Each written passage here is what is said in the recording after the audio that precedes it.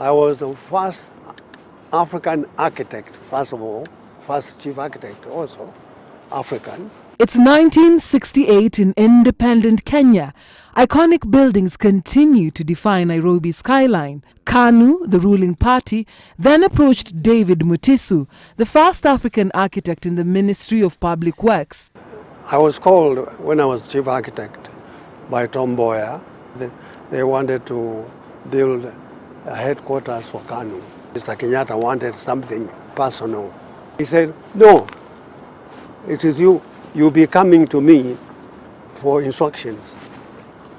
So we started sketching. I mean, it was a very simple thing because it was a 4-storied thing. Now, it evolved as it went. Every time we show Mr. Kenyatta, he would say, what about if you make it a little higher? Well, eventually, we reached 17 floors or whatever. Carl Hendrik Nosvik, a Norwegian architect, also worked on the project under Mutiso on the designs as a private consultant. I decided that we should have a pad. Why aren't they using it now to land helicopters here for tourists? They land here and they come down. That was our intention. The construction took place in the 60s in 3 phases. The first, the podium, the second, the main tower, and the third of the plenary. It was funded by the government and cost £4 million, an equivalent of 80 million shillings. Of interest is what was the idea that inspired the tower? The initial, at least the tower, was inspired by a donkey's penis.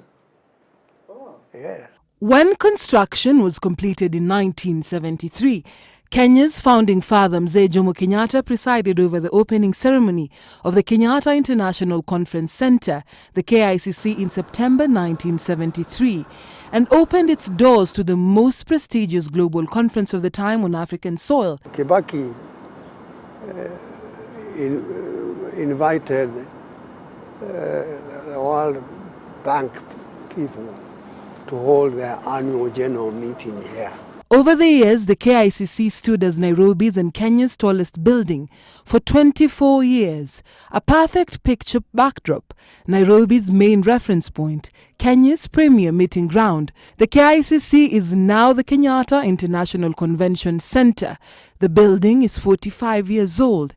It now has younger staff and the new custodian. It's very dangerous to come in and change everything completely, because by doing that, there's no longevity, there's no vision. But with a growing demand for convention space and competition from Rwanda's meeting venues, the KICC, as we have always known it, could change. We do need to revamp inside and also externally. This is not your Eiffel Tower. Yes, we are iconic landmark, but we are also a venue. Mutiso's personal journey began at the Alliance High School.